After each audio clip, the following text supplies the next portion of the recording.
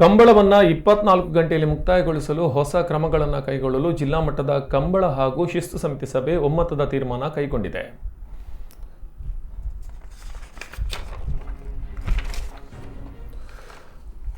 ಮಂಗಳೂರಿನ ಖಾಸಗಿ ಹೋಟೆಲ್ ಸಭಾಂಗಣದಲ್ಲಿ ಶುಕ್ರವಾರ ದಕ್ಷಿಣ ಕನ್ನಡ ಜಿಲ್ಲಾ ಕಂಬಳ ಸಮಿತಿ ಅಧ್ಯಕ್ಷ ಬೆಳಪು ದೇವಪ್ರಸಾದ್ ಶೆಟ್ಟಿ ಅಧ್ಯಕ್ಷತೆಯಲ್ಲಿ ನಡೆದ ಸಭೆಯಲ್ಲಿ ತೀರ್ಮಾನ ಕೈಗೊಳ್ಳಲಾಗಿದೆ. ನವೆಂಬರ್ನಲ್ಲಿ ವರ್ಷದ ಕಂಬಳ ಋತು ಆರಂಭಗೊಳ್ಳುವ ಹಿನ್ನೆಲೆಯಲ್ಲಿ ಏರ್ಪಡಿಸಿದ ಸಭೆಯಲ್ಲಿ ನ್ಯಾಯಾಲಯ ಹಾಗೂ ಸರ್ಕಾರದ ಆದೇಶ ಪ್ರಕಾರ ಶಿಸ್ತುಬದ್ಧವಾಗಿ ಕಂಬಳ ಆಯೋಜನೆ ಯಾವ ರೀತಿಯಲ್ಲಿ ಇರಬೇಕು ಎನ್ನುವ ಬಗ್ಗೆ ಸಮಾಲೋಚನೆ ನಡೆಯಿತು. ಕಂಬಳ ಮಂಜೊಟ್ಟಿಗೆ ಓಡಿಸುವವರು ಒಂದು ಬಾರಿ ಮಾತ್ರ ಕೋಣದ ಮೇಲೆ ಮೆಲ್ಲನೆ ಹೊಡೆಯಬಹುದು. ಒಂದು ಕಂಬಳದಲ್ಲಿ ಕೋಣಗಳು ಹೆಚ್ಚು ಬಾರಿ ಹೊಡೆದರೆ ಓಡಿಸುವವರಿಗೆ ಒಂದು ಬಾರಿ ಎಚ್ಚರಿಕೆ ನೀಡಲಾಗುವುದು ಹಾಗೂ ಅದರ ಮಾಲೀಕರಿಗೆ ಮಾಹಿತಿ ನೀಡಲಾಗುವುದು. ಎಚ್ಚರಿಕೆ ನೀಡಿದ ಬಳಿಕ ಮುಂದಿನ ಕಂಬಳದಲ್ಲಿ ತಪ್ಪು ಪುನರಾವರ್ತಿಸುವ ಕಂಬಳದ ಓಟಗಾರನಿಗೆ 5,000 ರೂಪಾಯಿ ದಂಡ ವಿಧಿಸುವುದು. 3ನೇ ಬಾರಿ ನಿಯಮ ಉಲ್ಲಂಘಿಸುವ ಓಟಗಾರನಿಗೆ ಮುಂದಿನ ಒಂದು ಕಂಬಳದಲ್ಲಿ ಅವಕಾಶ ನಿರಾಕರಣೆ ಶಿಕ್ಷೆ ನೀಡಲು ಸಭೆ ತೀರ್ಮಾನಿಸಿತು.